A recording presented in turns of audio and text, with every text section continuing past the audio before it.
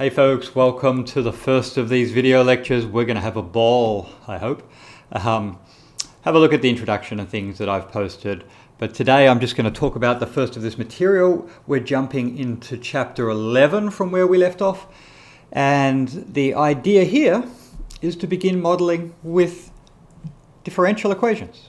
And you may remember that so far this semester, I hope you remember because this is about all we've done, we've worked with a lot of difference equations. Right? We've used discrete differences. So the n here might be the number of days or the number of months, but it's a discrete difference from one step to the next. You've got day 1, day 2, day 3. We're going to make the transition from difference equations to differential equations. And what that means is I can't spell differential. And what that means is a change from discrete equations, so from one day to the next, over here to continuous equations. So you can think of it literally as a limit. Instead of one day, let's talk about an hour, or a minute, or a second, or a millisecond, or 100 millionth of a second. So we just keep making that time interval smaller and smaller. And what that essentially does is turn difference equations into differential equations. And that's the transition we're going to make. And you can think of it because we would often write this sort of relationship.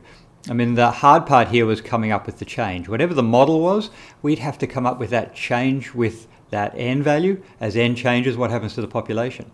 So one way we could think about it is we were literally saying, well, the next value at n plus 1 is equal to the value at n plus some function of the current value. That's the kind of form that we usually have. No, I'm not saying anything here.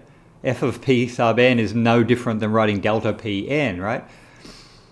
And I could say, well, you know, there's a change of time going on there. So I could kind of factor this a little bit. And instead of calling it f of pn, a function I don't know, by the way, I'm just calling it that, I could call it g multiplied by a change in time, right? Because there's a change in time going on as we move from n to n plus 1, as we make that transition. So this is now, g is essentially a rate. So we could rearrange this whole thing. If I just rearrange this equation, the p of n plus 1, and I'm going to subtract the p of n, and I'm going to divide by delta t, which is the amount of time that passed between n and n plus 1, and then I'm going to get this, some function of p. Now this is a function of the current value of p. I don't know what it is. And in the limit, for example, as n plus 1 and n go to 0, so in the limit you might say, as the time between those two things, the time between n and n plus 1, I'm calling that time delta t, in the limit of that, what we get is, hopefully you recognize this, is a derivative. It's just the rate of change of p with time, and over here I've got some function of, in this case, p. And so that's the kind of equation we're working with in the limit. And so that the argument I'm making here, going from this discrete model here to this continuous model here, that's the kind of transition we're making. I'm not going to do it. I'm just going to say from now on, I'm going to think about continuous rates of change. So I'm going to think about functions that are defined as functions of time, right? And that function is changing with time. So p here, whatever it is, I'm using p because I'm about to talk about population, but p is just a function of time. That's exactly what p of t says. It just says, that says p is a function of time. It's a function of, well, I'm assuming this t is time here, but it's a function of t, whatever t is. Right? And this is known as an autonomous differential equation. So let's talk about these. The argument I'm making here is we're making some sort of transition from a difference equation to a differential equation, but they're just different ways of describing what's going on in our model. So it might be discrete up here, it's continuous down here, but they're both just valid ways to model. So for the rest of the semester, essentially, we're going to be using differential equations instead of difference equations. So what I've just kind of derived there is what we call an autonomous first-order differential equation. Let's break those words down a little bit. It's first order because it only involves the first derivative, right? The first derivative here of y as a function of t. Y is a function of t. So I'm going to assume t is time. That's what we're usually going to use in our models, but it could be any variable. But I've got the derivative of y as a function of t. It's first order because it involves the first derivative, right? Something that looks like this would be second order because it's got the second derivative. Now, if you've only done calculus, you've certainly seen these derivatives, but you may not have seen equations involving them.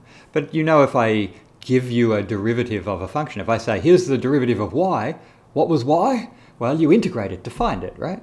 But the trouble is what you usually see in a calc class, for example, let's put a t there, dy dt is equal to, for example, t. And from the calculus class, you would conclude that y must be the antiderivative of t. In other words, y must be a half t squared plus a constant.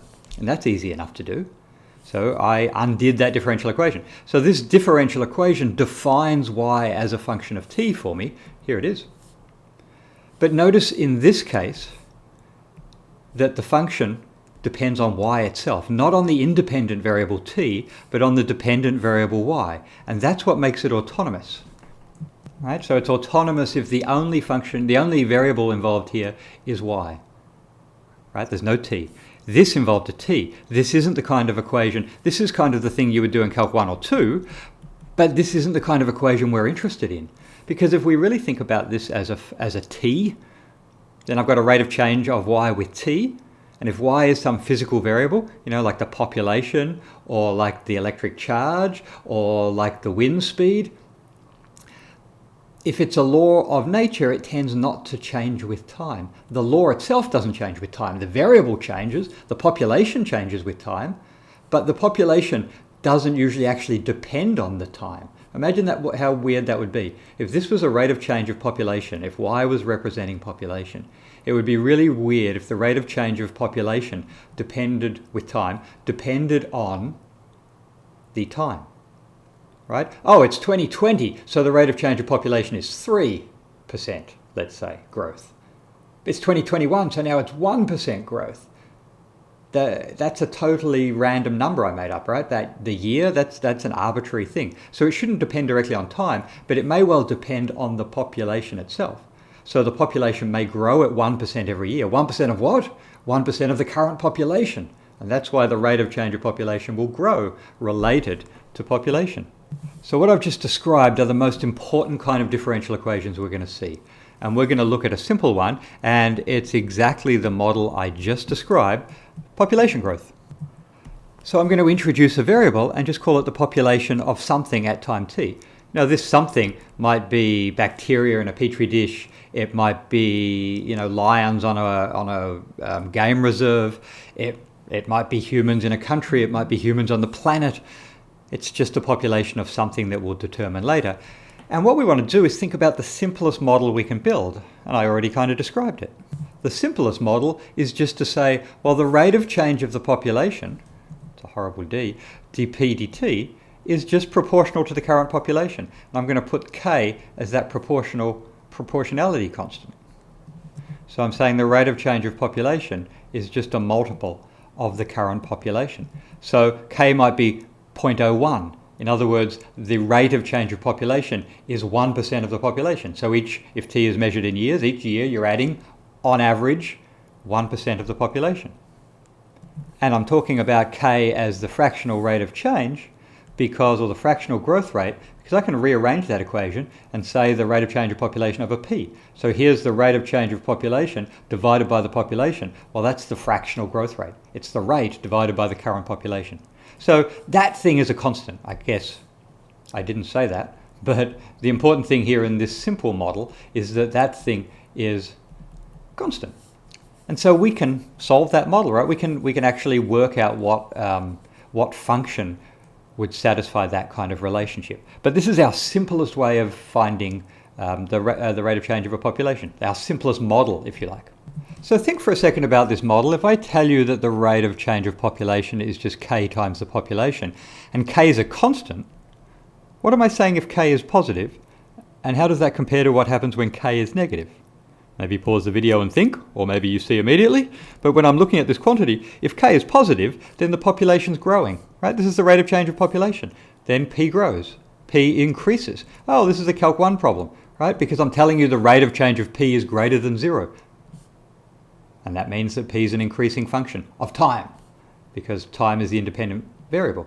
And if k is negative, then p decreases. It's a decreasing function. So we can actually start to think about what the graph here would look like. Because I want to pause for a second and say, this is our first differential equation, right? This is a differential equation. Some of you have taken an entire semester's course in differential equations. Some of you have just started doing stuff in Calc 2 and haven't got the differential equations yet. That's fine. Either way, we're not going to be doing the things, by and large, that we did in the differential equations course. We're going to be treating these things differently. We're going to be a lot more sort of holistic about it. We're going to find other ways to solve the equations and understand what's going on. We don't always want a mathematical solution in the here's the function sense. In other words, I don't always want to write down at the end of the problem P of t equals something and I'm done. I'm going to do that on this one actually, but we're not always going to be able to. And so I want to show you how you might go about understanding what's going on in the model, because at the end of the day, what we really care about is the fact that this is a model of some situation. So I'm going to think about this in exactly the Calc 1 way that we have in the past. If k is positive, p increases. Well, what have I assumed there? I'm assuming that the population is positive, right? Because if k is positive and p is positive, then this quantity is positive, so the rate of change is positive, so p is an increasing function. Well, p has to be positive, right? This is the only reasonable thing. This thing's a population. You can't have -5 people. So physically, in terms of this model, it only makes sense for p to be positive. So we can ignore p being negative. 0 is meaningful. So I should say greater than or equal to 0. You can have 0 people, but you can't have -5 people. So we're going to assume that p is positive here. But then k can be positive or negative. And so when k is positive, it's a growth rate. When fractional growth rate, when it's negative, it's a fractional decrease. The population is decreasing in time. And you can see that literally because what I'm saying in this first case is dp dt is greater than 0 because k and p are both positive. And in this second case, dp dt is less than 0. So going back to those Calc 1 ideas, we've got an increasing function, we've got a decreasing function. But we can do more. Let's think about the second derivative. The second derivative, remember, gives us concavity. So, let's think about what the second derivative of this looks like. Second derivative of p with respect to t. So we now know something about increase and decrease. What about concavity?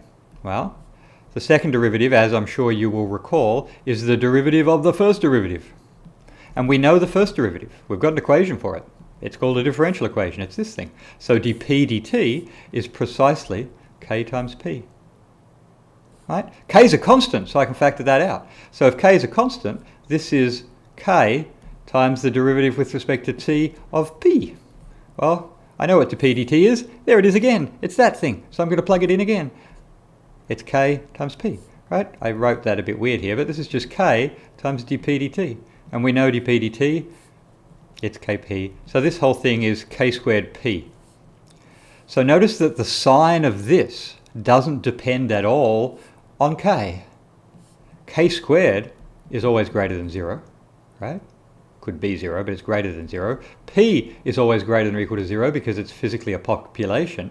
So from this, we conclude that the second derivative is always greater than or equal to 0. So the function that we're interested in here is always concave up, right? Second derivative being positive means this is a concave up function. So we know that p is increasing when k is positive and concave up, and it's decreasing when k is negative and concave up. So let me draw those two things. So imagine we start here with a population p sub 0. So in other words, when time is equal to 0, the population is p sub 0. So maybe that's 1 million, I don't know, maybe that's 3 bacteria in a petri dish, whatever it is. We start with population p sub 0. So I'm going to draw a graph of population against time. There we go. There's time, t, and here's population, p, right? P is a function of t.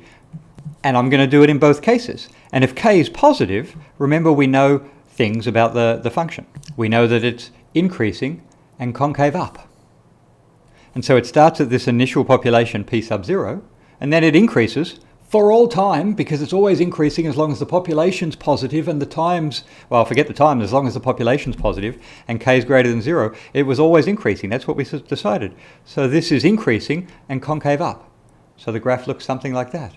On the other side, the function's also concave up, but this time it's decreasing when p is negative. So it's decreasing but concave up. It must look something like that.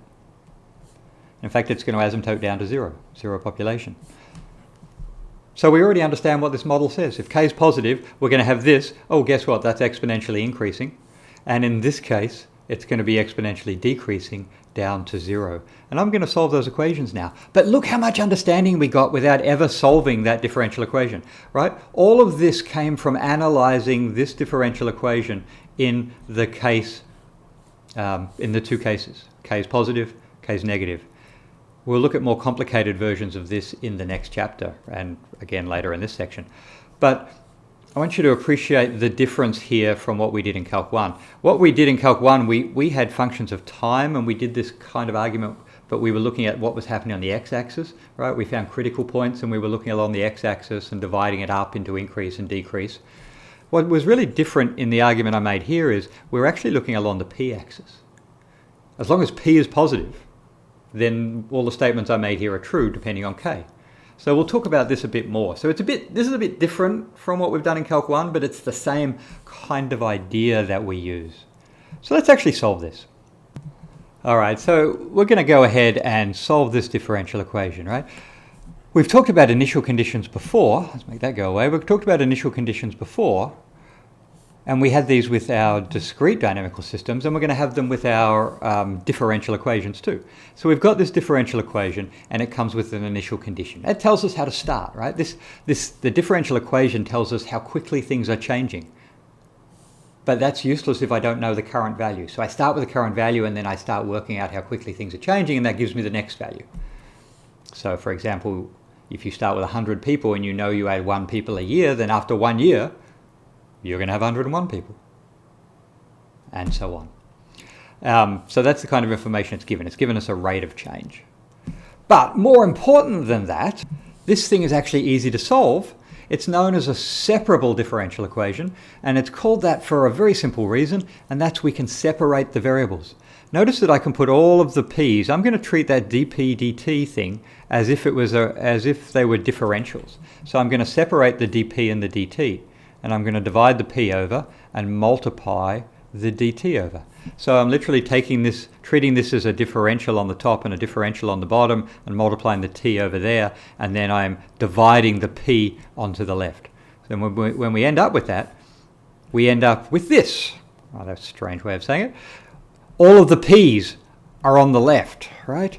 All of the p's have been moved onto the left, and all of the t's, well, there's only one, it's the dt itself, are on the right hand side of that differential equation, or of that equal sign. And so I'm just going to draw an integral. You can justify this. It follows from the chain rule. The idea is you can do it. You can put the p's on one side, the t's on the other side, and then just integrate. T is a constant. We know how to integrate this. If you remember from Calc 2, the integral of 1 over p is the absolute value of p, log of the absolute value of p, I'm sorry. And integrating that, k is a constant, so that's just kt. And then you're going to end up with some constant. So there you go. We've integrated the differential equation. Exponentiating both sides, I'm going to get this. Right? The natural log of p is equal to that thing. So literally what I'm doing is saying e to the both sides. E to the log are inverse functions, so you're just left with p, and then this thing. And what I've got left here is an unknown constant, right? That what's it called? That's a c. That c is an unknown constant, and I'm going to find it because this p, this thing I solved, that's literally the thing that I want to be a function of t. So here is my solution for it. P is a function of t. But I know that when time is equal to 0, the function is equal to p sub 0. So I'm going to plug that in. I'm just going to do that calculation. So I'm going to get, plugging this information in there, when t is 0, I get p sub 0. When t is 0, I get e to the, well, k times 0 plus c. So this is just e to the c. So e to the c is p sub 0. It's our initial constant. So there we go, we solved. So now let's write out what p of t is. P of t is e to the kt plus c. Okay, that's nice. Using the exponent laws, that's e to the k times e to the c, multiplying the same base, you add the powers, so these two things are the same. And I just calculated e to the c, right? E to the c is p0. So this is e to the kt multiplied by p0. Beautiful. We've done. We've finished. We've solved that initial value problem. And so let's just write that out a little bit. Bang, there we go. Solving that differential equation with this initial condition gives us this solution. This is just a function. It's an exponential function. The value when t is equal to 0 is just p sub 0. That's the way we built it, right? So this is our time axis. This is our population axis. This is an exponential that goes through p sub 0, and then it's exponentially increasing when k is greater than 0, and it's exponentially decreasing, when k is less than 0. Let's exaggerate it a bit more. This is what happens when k is less than 0. It's exponentially decreasing. So that agrees with what we already analyzed, right? So although in this case we can solve the equation, we already had an understanding of what was happening because we knew what would happen. We analyzed it using the, what are they called? The rates of change. We looked at the increasing and decreasing, and we looked at concavity. All right, it's great to have a model, right? Let's actually use this model. Let's model the population of the United States against time. Yeah, that's what I want. So here we go. Here's the Mathematica Notebook. Some of this data is from the book. It gives the population of the United States in millions of people. Oops, what did I just do? It gives population in millions of people against time. So from 1776 to now. They thought there was about 2.5 million people in 1776. And in 2018, there are 327.34 million people. Right? This is Census Data Bureau and then, historical estimates. So that looks exponential-ish, right? There's a nice graph. It looks like it's growing exponentially. So it doesn't seem to disagree with our model. But hang on, how do we check whether models work? If I think an exponential model is going to be useful, then what I do is I plot the log of the population against the log of the time. Because remember, when I take logs of this expression, if I took the log of both sides here, the log of the population is going to be the log of p naught e to the kt, and we've done this before, and that's going to be using the log laws, the log of p naught, and then the log of e to the kt, and logs and exponentials are inverse functions, so this is just log of p naught plus kt. So if I plot the log of the population on the y-axis, there's the log of the population, that's going to be our y, and I plot, no, in fact, I can just plug, I lie, I don't even want a log there, I want time there. So if I plot the log of p on the y-axis and time on the x-axis, what I should see is a straight line. And I should have some data lying along that straight line, and the y-intercept is going to be the natural log of p sub 0. Right, there's our y-intercept. And then the slope is going to be k. So if the population of the US actually fits this exponential growth model, what we should see is a straight line, and we should be able to read off the p sub 0, the population at time 0, whatever that happens to be, and the slope. But most importantly, it should look like a straight line. So let's have a look at the data and see if it does. Literally, we're going to plot log p as a function of t. And here it is. You can see here the Mathematica command. I'm threading together the years with the log of the population. So I'm plotting the log of the population on the y-axis, and I'm plotting the year. You maybe can see the year there, 2000, 1800, on the x-axis. And it doesn't look like much of a straight line. It's kind of straight, and then it's kind of not straight. In fact, you could even make the argument that it was exponential for a while with one slope, and then it was exponential for a while with another slope. So two different values of k, in other words. But it doesn't look like a very straight line itself. What I've got up here is essentially the argument I just went through. I'm going to put this notebook on Blackboard so you can play with it yourself. Hopefully everyone has downloaded a copy of Mathematica, and if you haven't already, please do. You're going to want to this semester. All right, so let's go and fit a line to it. I'm just going to use the Mathematica's fit command. It's doing a least squares fit. Well, there's our least squares fit. It's not great. It kind of fits, but there's obviously a trend there we're not picking up on. Because this isn't random noise. I would be okay if there was that much noise around the straight line, but this clearly has a trend that doesn't follow the straight line, and that's telling us that something's broken here. Here's going back and looking at the data again in terms of real years, right? So this is now back to years and hundreds of millions. So I'm plotting it on the real axis. And this is the data points that we saw to begin with. It looked kind of exponential when we looked at it, but that's where the eye can kind of mislead us because it's not an exponential, right? Here's our best fit exponential curve. Yeah, it fit it for a while down here, and then it was growing too quick. The real population grew too quickly, and then actually the real population is growing too slowly now because the exponential growth is going that way. So this kind of looks like it might be exponential, but in reality, when we try to fit the data, we discover it ain't. So we've got to do a better job of fitting our, finding a population model than this one. So I'm going to end the discussion today by talking about how we can improve this basic population model, how we can take it to the next step and maybe see if that fits the reality. And I'll talk in more depth about the actual model next time.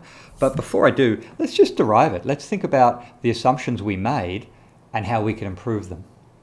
Because remember, that's the key part of the modeling process. We make a simple assumption. Well, the rate of change of population is just proportional to the population. It's some constant multiple of the population. And then we look at the data and it doesn't really fit. And so we have to circle back around and say, we can do a better job of this. What assumptions can I make better? What simplifications can I improve? Because I've obviously made a lot of simplifications. What ways can I make a more sophisticated model that's still simple, but maybe captures more information?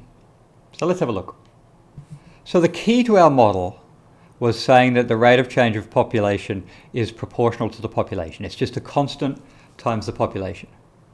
So the growth rate is a constant, right? That's the underlying assumption I'm kind of making there. The growth rate is constant. And in reality, we know that's not true. This was our initial simplification. Growth rate is constant. But we know that's not true. The growth rate last year might have been 1% in the population, and 10 years ago it might have been 0.5%, and 20 years ago it might have been 2%, right? So the growth rate changes with time. But I want to avoid the growth rate changing with time. So I'm going to think about what happens to the growth rate with population. I'm going to draw a weird graph here. So I'm going to plot a graph of the growth rate against the population itself. Our guess to begin with was that that growth rate was just a constant k. This is what we said before. It's k. It's always k. It's fixed. It's 1%. It's 0.5%. Whatever it is, it's fixed. What do you think is more reasonable? You know, if I've got zero population, there's some growth rate. Presumably you need 2 people to start. I don't know how it works.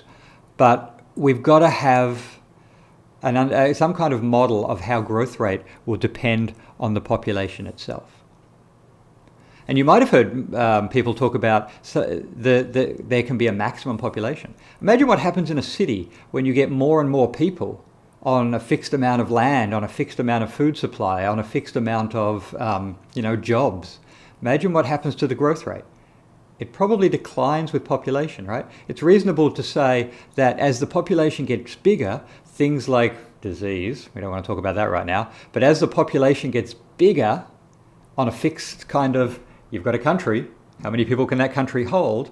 Presumably, as you put more and more people in there, the competition for resources gets more fierce, and so the growth rate slows down. And maybe we see this, right? We see this in the Western world because the number of children born per person is decreasing. The populations are getting bigger, but the actual growth rate is going down.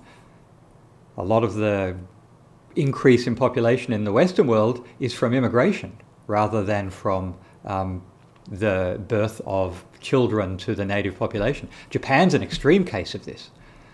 Their birth rate is under 1. In other words, well, it's under 2. Anyway, every couple in Japan is producing less than 2 children, and so their population is declining.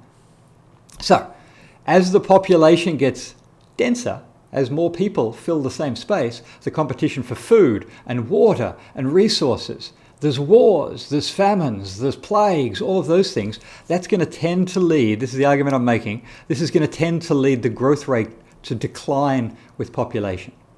And the simplest way I can model that is to say, oh, it goes down linearly, right? If I want growth rate decreasing with population. If the population's decreasing, if the growth rate's decreasing with population, well, before we said it was just a constant, I just wrote a constant there. This time I'm going to say, well, it decreases. Well, if it decreases, the simplest thing I can say, like I said, was that it's linear. So if it's linear, it's going to have some slope, and that slope's going to be negative. And it's going to have some y-intercept. So I'm going to write it this way just to have some symbols. I'm going to write it as m minus p, okay? I'm going to put the slope out the front as a common factor, and I'm going to write it as m minus p. This is just a decreasing linear function, right? M and k here are constants. This is a different k than last time, right? You can call it k star if you like. I'm not going to bother, but this is a different k than last time because I've split things up. Or I'm obviously building a different equation than last time, so I'm not thinking this k. It's playing the similar kind of role, but it's different, obviously. But this is decreasing, right? M's a constant, so m's some big number, and this, as the population rises, this is the growth rate and it decreases. My model, I'll have to work out what m and k and things are, but this is kind of the idea. So the slope here is minus k, right? If I, looking at this graph, if I graphed the growth rate against population, then the slope here is minus k, and that's kind of what I'm building. So this is our next level of population model. We're saying, well, the growth rate now, actually, there's a pressure that as the population gets too big, it actually decreases the rate at which the population grows. And this is called a logistic population model. And that's our topic for next time. We're going to analyze this in detail. So thanks for tuning in to the first of these lectures. There's going to be many more. I'm going to try and post them every Monday, Wednesday, and Friday. I'm going to try and be about a week ahead, so I'm going to give you most of a week at a time so that you can work through things. Have a go at some problems. After this video on Blackboard, you should find a suggested problem or two to try in the textbook. So I encourage you to have a go at that. And then come to office hours and talk to me. I'm here to help you. If you don't understand what's going on, come and talk to me. Come and Zoom. It's not difficult. And we can work things out and get through this joyous online class. So I hope everyone's doing great. And I'll see you next time. Bye.